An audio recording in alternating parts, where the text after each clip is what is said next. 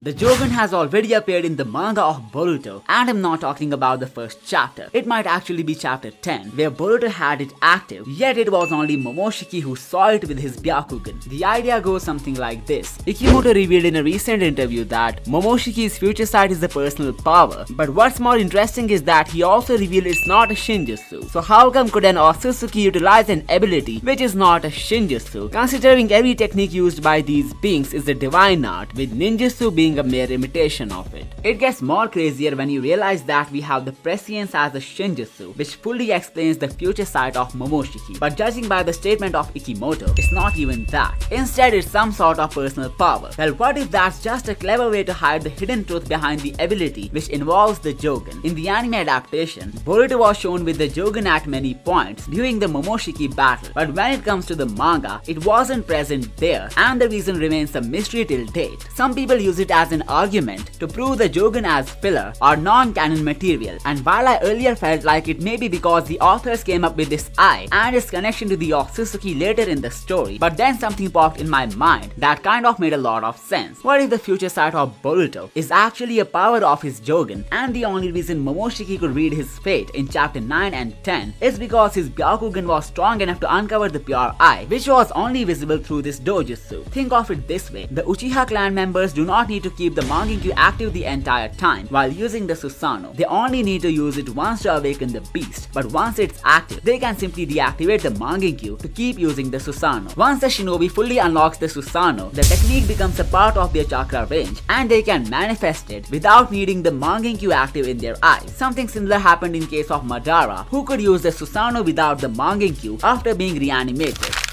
Another great example comes from one of the Jougan's own abilities, where it could see through the dark chakra of Nu in the anime. So Momoshiki may have also looked at Boruto with his Byakugan, which gave him a glimpse of the Jougan, on top of reflecting one of its abilities, which was the power to see fate. In simple words, his Byakugan was powerful enough to sense and reciprocate the abilities of the pure eye that were lingering inside Boruto. And there's a pretty notable theory from the Hood, which says that he deliberately let himself die against Boruto, even though he had a chance to escape. What makes this more reasonable is the fact that he couldn't see his own fate, and that's something he revealed to his vessel as well. But after taking the control of his body, he somehow was able to see his fate, and that might have been the reason he wanted to become Boruto all along. Maybe his true goal was never to resurrect, but to steal the body and identity of his vessel, just to utilize the pure eye for himself. The first chapter showed us the Jougan with a special kanji effect that we haven't seen in any Byakugan awakening before. But when Boruto saw the visions of the future from chapter 75, there was a different kanji, which means he saw the future through Momoshiki's Byakugan. Just to let you know that there will be an interesting correlation between the Jougan and Jiraiya towards the end of this video, so make sure to keep watching till then. Now the theory that I mentioned would have made perfect sense if this eye was revealed to be the Jougan instead of a Byakugan. But there is again a small possibility which explains how Momoshiki may have been using his own Byakugan to utilize the inherent power of Boruto. As he said before, he couldn't see his own fate but could see the one possessed by his vessel, and at this point in the story, their thoughts were leaking into each other's mind, which was likely done deliberately by Momoshiki, judging by the fact that he has been silent all these years, meaning the leakage of thoughts must have stopped as well, which would only have been possible if it was under the direct control of the Otsutsuki. Now here is where it gets interesting. As I said earlier, Momoshiki's future sight is not a Shinjutsu, but a personal ability. If it was actually a Shinjutsu like prescience, then he would have been able to look into the fate of other people as well with just a single glance. Yet he was only limited to Boruto, which only means one thing. His personal ability, which is not a Shinjutsu, could just be an amalgamation of his Byakugan, which allows him to sense strong Otsutsuki chakra stemming from various ocular powers like the Jougan. He is then able to utilize these abilities by himself, and that's why he said to Boruto that he now understands his inherited Otsutsuki power. So in simple words, the Jougan, which likely is a divine power, which goes back to an Otsutsuki god, could actually possess the power of prescience, and Momoshiki with his Byakugan was able to reflect on this attribute, and that is how he unlocked the future sight. This may be one of the reasons for why his prophecies were so vague, from the metaphor of the blue eyes to talking about the fulfillment of a dark day that was beyond his scope of knowledge. Just think about it. How would he figure out the true identity of the charm later, when he knew the blue eyes would cause Boruto to lose everything? Assuming the blue eyes meant Aida, he should have been aware of the omnipotence from the very beginning, but still he acted like it came to him as a conclusion after thinking hard about the charm's identity. This only means that the visions that he was foreseeing were not a reliable source to make decisions about the future. The prescience, on the other hand, allows the user to become a singularity of fate. Momoshiki in this regard was not a singularity, and that's why none of his plans succeeded. So a few things are clear by now. The future fight of the Otsutsuki is just a borrowed fragment of the true prescience which lies within the Jougan. Boruto, after awakening this power, could foresee the forthcoming events by himself, which kind of means that he will not need Kashin Koji after that. And this takes us to one of the older takes on the symbolic connection between Boruto and his fortune teller mentor. This connection could tell us exactly when the Jougan would appear in the story. So if you find it interesting, make sure to hit that subscribe button.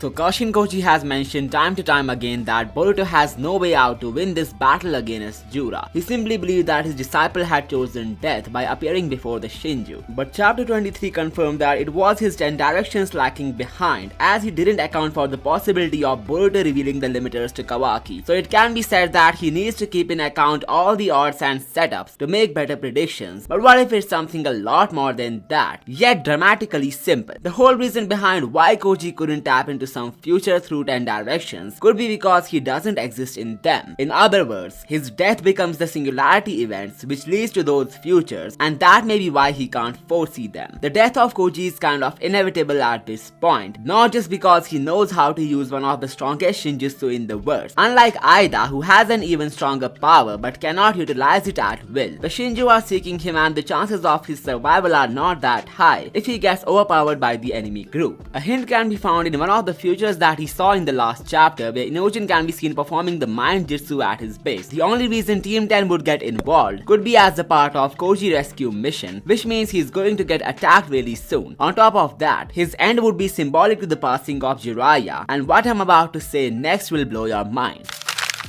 You must have already noticed the contrast between the destinies of Boruto and Naruto, with Kashin Koji being the Jiraiya of the story, who evolved from being the follower of a prophecy to a prophecy teller himself. There are a lot of similarities between the Pain arc and the Shinju saga. You can tell by their Rinnegan that Kishimoto had something in mind when he introduced a clone of Jiraiya and a whole gang of new villains who resemble the 6 paths of Pain. In Naruto, Jiraiya died while fighting Pain in chapter 405. His death was a pivotal moment, pushing Naruto to grow beyond his reliance on Kurama's chakra. Jiraiya had been training Naruto the basics of chakra control and had a deep connection with Mount Myoboku, where the Sage Mode is taught. After Jiraiya's death, Naruto traveled to Mount Myoboku under Fukasaku's guidance to master the Sage Mode, a technique that Jiraiya himself never perfected, as he couldn't fully balance natural energy with his chakra. Naruto, on the other hand, surpassed Jiraiya by attaining the perfect Sage Mode in a short time. This power-up allowed Naruto to face Pain on equal footing, avenging Jiraiya by defeating him in chapter 449. Now when it comes to Two Blue Vortex, the Shinju are looking for Boruto's accomplice, which is Jiraiya, and judging by how everything is being set up, it could be that the prophecy teller would die, similar to his human counterpart. And just like how Jiraiya's passing made Naruto master the Sage Mode, Koji's death could symbolically pass down his power of prescience to Boruto in the form of the Jougan. We already know he has been regarded as the Star of Change, and the Pure Eye is referred to as the Star of Hope. So if Jura or somebody would have to kill Kashin Koji, it could awaken the final factor of hope in Boruto's life, which is Jougan. And going by the analogy of Momoshiki that I explained earlier, the Pure Eye could finally reveal to be the secret power that the Otsutsuki was secretly taking advantage of to turn the odds in his favor. And after Boruto gains the master control over it, here's what I think could be the perfect plot twist for the story after that.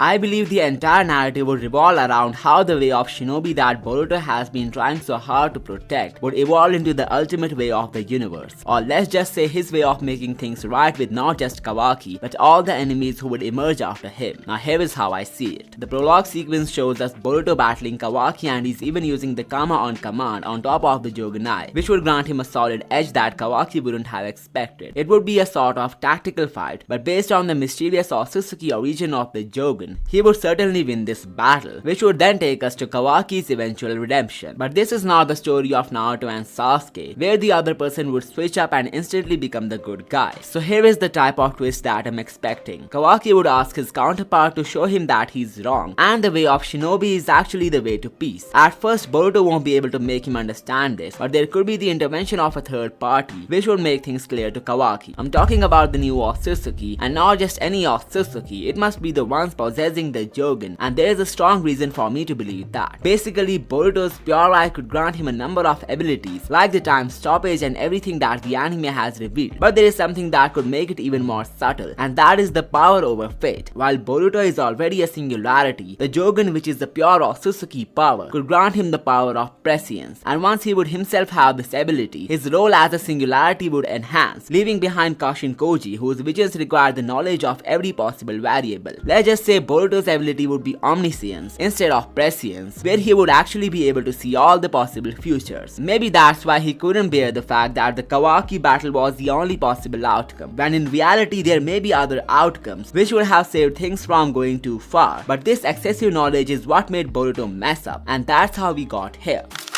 So what exactly could go down in the story from this point? Assuming the pure eye is the pinnacle of Otsutsuki ocular power, which deals with time, space and fate itself, it could become really easy for Boruto in fighting enemies, as he would have a peerless edge over them. Well, this is where things get interesting. I believe the Otsutsuki that Boruto will face after Kawaki would already have this power of omniscience awakened in some way. Now to prove my point, here's a question to begin with. How do you think that Kashin Koji found out that his ability is known as prescience? Well, he did not obtain this name from any reliable Otsutsuki source. Instead, he likely came up with the name after figuring out what the power is capable of. So my theory is that the actual power of future sight is not technically prescience, since an Otsutsuki god would be free of mortal concepts such as time and space. He must be about time to witness any point of the universe at the same time, which is what makes him truly omniscient. And this attribute of omniscience may be one of the true powers that the Otsutsuki deities possess. Koji could unlock the power to see different points of futures, which is actually a watered down version of omniscience, where an entity may be able to choose the timeline of its choice. Now that may be the ultimate variant, but what I'm trying to point out here is that there may be other singularities of fate who possess the power of omnipotence, likely through a Jougan type of dojutsu, and once Boruto comes face to face with them, it will just cancel out the effects of this ability, eliminating any edge that one omniscience user would have over another.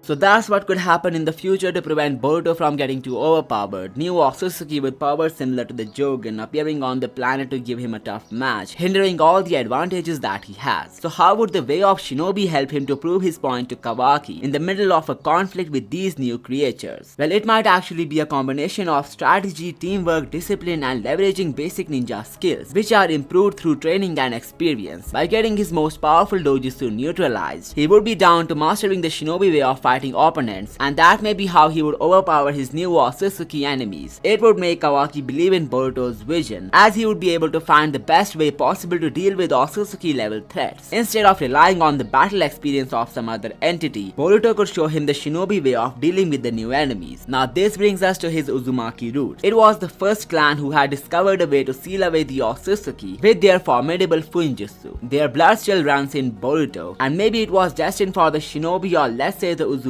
to someday overpower the Otsutsuki clan. But even though that possibility was taken care of, likely through the intervention of an Otsutsuki god, there's a good amount of chance that Boruto is gonna complete the incomplete destiny of his ancestral clan, explaining why the shinobi were always destined to defeat the Otsutsuki. You can check out these videos for more Uzumaki lore. Also make sure to subscribe for more amazing stuff. I will see you next time.